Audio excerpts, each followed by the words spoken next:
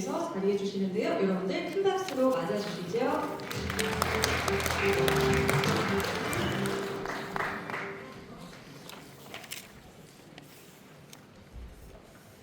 예, 안녕하세요. 소프트웨어 융합본부 부장 이경호입니다. 일단 짧게 말씀드리겠습니다.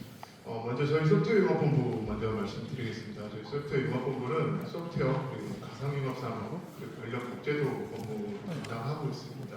총 5개 팀으로 구성되어 있고요. 소프트웨어 융합 전략팀, 소프트웨어 기반팀, 가상융합 기반팀, 산업팀, 그리고 디지털 국제도팀 이렇게 5개로 구성되어 있습니다. 지금부터 이제 26년 그 소프트웨어 융합본부에서 진행되는 사업들을 소개해드리겠습니다. 주요 내용으로 저희 자스 선도 프로젝트 그리고 오픈소스 AI 소프트웨어 개발 활용 지원 등 총 6개 사업과 그다음에 이제 기업들이 좀 아셨으면 하는 법제도 그래서 총 7가지 내용을 설명드리도록 하겠습니다. 먼저 저희 본부 추진 방향입니다. 사실 이거를 작성하면서 뭘 말씀드릴까 고민을 했는데 여기 있는 내용보다 조금 이제 말씀드리고 싶은 게 기자님들도 그러시고 기업들이 저한테 항상 물어보시는 게 소프트웨어하고 가상융합이 너무 많이 작아지지 않느냐라고 말씀들을 많이 하십니다. 근데 제가 항상 드리는 말씀은 소프트웨어는 저희 기관장께서도 항상 하시는 말씀이지만 저희 기관의 근간이 소프트웨어라고도 말씀을 하시고 저희 나이파의 I가 IT입니다. IT 인더스트리거든요. 그래서 IT 인더스트리의 근간이 소프트웨어라고 생각하고 있습니다. 다만 지금 이제 AI 시대입니다.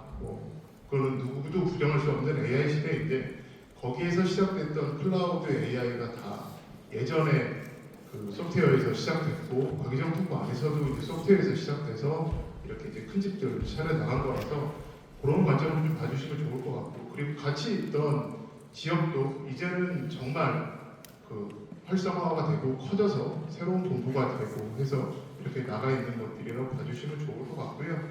그리고 그래서 이제 저희가 이제 고민하고 있는 것들은 소프트웨어는 기존에 있던 것처럼 이제 원천이나 이런 소프트웨어에서 머물지 않고 이제는 정말 많은 기반들이 갖춰졌기 때문에 소프트웨어의 기반, 그러니까 SDX라고 해서 저희가 이제 소프트웨어 디파인드 X, X는 이제 전 산업을 얘기하고 있고요. 그래서 소프트웨어 전반에 소프트웨어를 기반으로 해서 산업 전반에 이제는 정보화가 아니라 이제는 서비스화를 이루어야겠다라는 목표를 가지고 여러 가지 사업들을 하고 있습니다. 그래서 그런 것들을 하기 위해서 저희가 진행하고 있는 사업들이 자스 그리고 오픈소스 같은 사업들이 되겠습니다. 그리고 코비드 때 그렇게 각광을 받았던 가상융합 사업 같은 경우에는 이제 플러스 AI 공진화를 통해서 좀 이제 산업과 일상생활 속에서 좀 혁신을 가속화하고 체감할 수 있는 사업들로 변하려고 노력을 하고 있고 마지막은 법제도 관리 감독입니다. 법제도 관리 감독이 왜 중요하냐라고 가끔 물어보시는데 저희는 그렇게 말씀드립니다. 정부나 지자체 공공기관들이 하고 있는 공공소프트웨어 사업들이 사실은 IT 산업에 저희는 근간이 되기, 그러니까 근간이라는 그 전체가 아니고요. 마중물 역할을 해주길 바라고 있습니다. 그래서 산업에 도움이 될 수 있는 공공소프트웨어가 될 수 있도록 하는 법제도를 관리하는 것들이 저희 26년 추진 방향이라고 말씀드릴 수 있겠습니다. 다음은 지원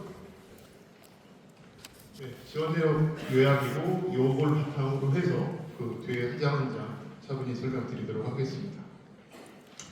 첫 번째 사업은 기술 사업화를 테마로 한 소프트웨어 기술 동용 지원입니다.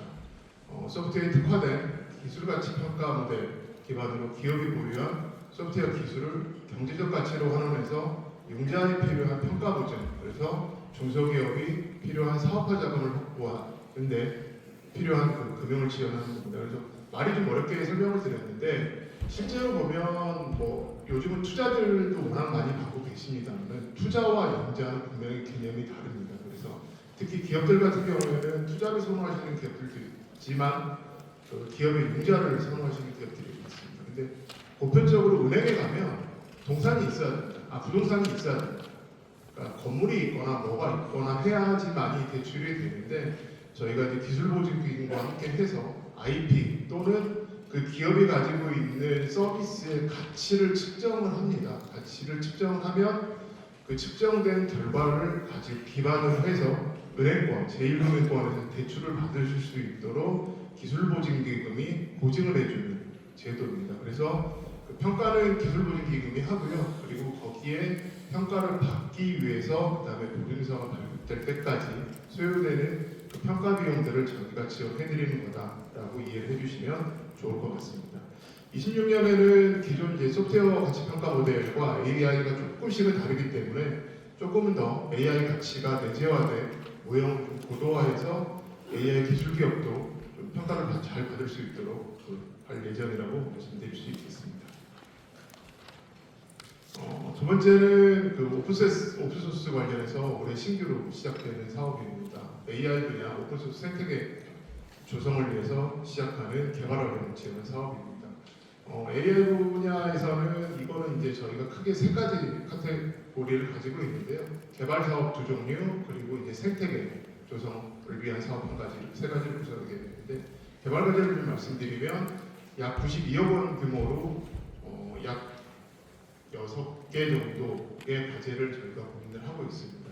그래서 첫 번째 카테고리는 기존의 허밍페이스가 됐건 깃허브가 됐건 여기에 공개되지 않은 소프트웨어를 공개 소프트웨어로 개발을 할 때 그리고 개발을 하고 실증을 하는 기업들을 지원해 드리는 게 저희가 개발 과제로 저희가 선정해서 지원을 할 예정이고요.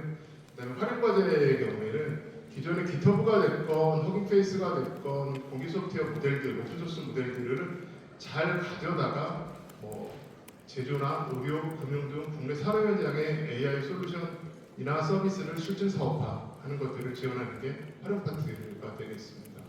그리고 아까 잠깐 말씀드렸던 그 생태계 부분은 저희 특히 오픈소스는 개발자가 중요합니다. 그래서 개발자 커뮤니티라든지 이런 쪽을 잘 지원할 수 있도록 그런 다양한 노력을 할 예정입니다.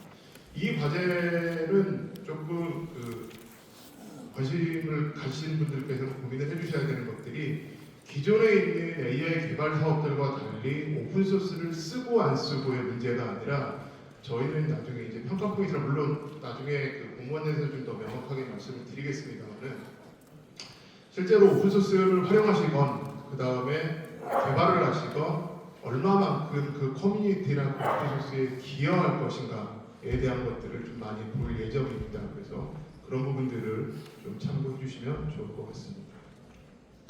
이거는 작년에도 그 다음에 올해도 계속되는 그 신산업 분야 오픈소스 사업화 지원입니다. 역시 이제 이거는 이제 오픈소스를 활용하는 파트가 되겠고요. 방금 이제 올해 신규로 나왔던 거는 AI 분야에 국한을 한다면 이거는 AI 분야가 아니더라도 다양한 신산업 분야의 오픈소스 사업화를 지원하겠다라는 내용이 되겠습니다. 그래서 첨단 로봇, 모빌리티, 양자, 차세대 통신, 의료 어떤 것든 상관없습니다.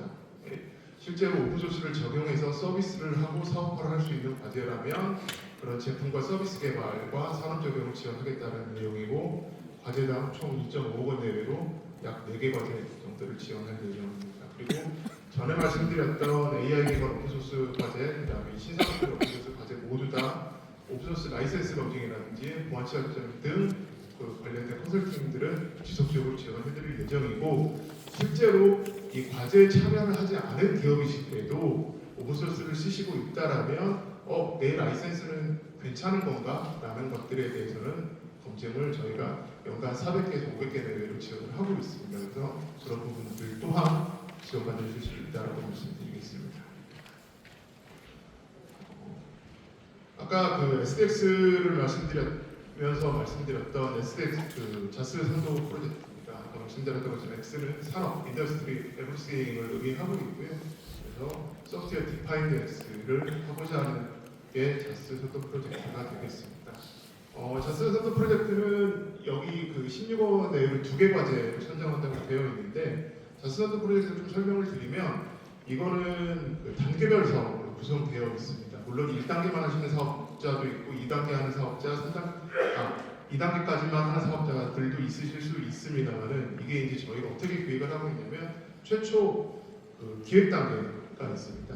기획 단계는 저희가 연간 1억 정도씩 지원해 드리는 게 있고 그 다음에 기획에서 우수 과제와 그 다음에 이렇게 공모를 통해서 선발되는 과제들에 대해서 저희가 개발 지원을 해드리고 있고 확산은 마지막 3단계가 저희가 확산 과제입니다. 그래서 개발 과제 중에서 우수 점수를 평가받은 기업들끼리 확산 과제에 자동으로 그 경쟁을 통해서 선정되는 구조를 가지고 있으면서 올해 총 개발은 저희가 4개, 그다음에 확산은 2개를 지원할 예정입니다. 근데 개발을 2개만 하고 있다는 얘기는 작년 기획과제에서 우수과제로 선발된 컨소시엄들이 그 2개의 자리를 놓고 경쟁을 하게 될 거고요.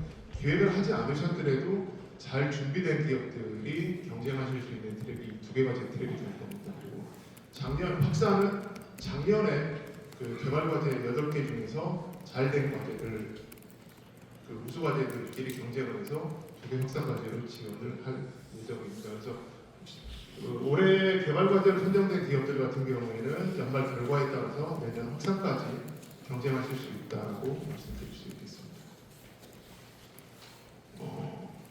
가상융합 파트입니다. 가상융합 파트는 2가지를 설명드리려고 합니다. 왼쪽에 있는 지역 가상융합 산업혁신센터, 그리고 오른쪽에 있는 홀로그램 기술사업화 실증 지원 사업입니다. 과학기술정보통신부에서는 매년 그 광역 기준으로 해서 가상융합 혁신센터를 지정해서 지원하고 운영을 하고 있습니다. 각 혁신센터를 통해서 각 지역별로 가상융합 관련한 테스트베드, 그다음에 장비 지원, 제작 지원, 인력 양성 지원, 그다음 마케팅 지원 등을 지원을 하고 있습니다. 그래서 관련 내용들은 지역에 소재하신 기업들 같은 경우에는 각 지역 센터들을 검색하셔서 지원을 받으시면 좋을 것 같고요. 그다음 지역과 수도권 모두는 상암동 그리고 저희가 판교에 각각 지원 센터들을 가지고 있습니다. 저희가 직접 운영하고 있는 센터들이 있어서 그 부분들을 활용해 주시면 좋을 것 같습니다. 그리고 오른쪽에 있는 홀로그램 기술사업화 실증 지원 같은 경우에는 저희가 24년부터 그 전국 테크노파크를 수행 기관으로 해서 홀로그램 기술 개발 R&D 단계 이후 서비스 성공 모델 발굴 및 국내 사업화 확산을 위한 시중 중심 사업을 지원을 하고 있습니다. 그래서 2월부터 3월 사이에 수행 기관이 전국 테크노파크를 통해서 총 사업 55억 규모의 설명드린 내용들에 대해서 공모를 통하고 그리고 그걸 기반으로 해서 지원을 할 예정이다라고 안내드리겠습니다. 가상융합 관련해서 올해 이제 신규로 나오는 사업입니다. 그래서 AI 기반 가상융합 산업 육성이라는 내용이고요. 이 사업은 산업 현장과 사회 기반 서비스 곳곳에 AI 기반의 가상융합 기술을 도입해서 산업 부가가치를 높이고 국민이 체감할 수 있는 일상의 변화를 만들고자 하는 사업입니다. 산업 분야, 그 다음에 사회 분야 혁신 프로젝트를 각 2개씩 지원할 예정이고요. 산업 분야는 공간지능, 생성형 AI 등 AI 기술과 가상융합 기술의 접목을 통해 산업을 혁신하는 가상융합 서비스 실증을 지원한다라고 이해해 주시면 좋을 것 같습니다. 그리고 사회 기반 혁신 프로젝트는 AI 편의성과 가상융합 기술의 실감성을 결합해서 일상을 혁신하는 생활 밀착형 서비스를 개발 실증 지원한다로 이해해 주시면 됩니다. 제가 말씀 좀 드렸는데 2개씩이 아니고 과제당 최대 7억 원 규모로 각 3개씩 지원을 할 예정이라고 말씀드리겠습니다.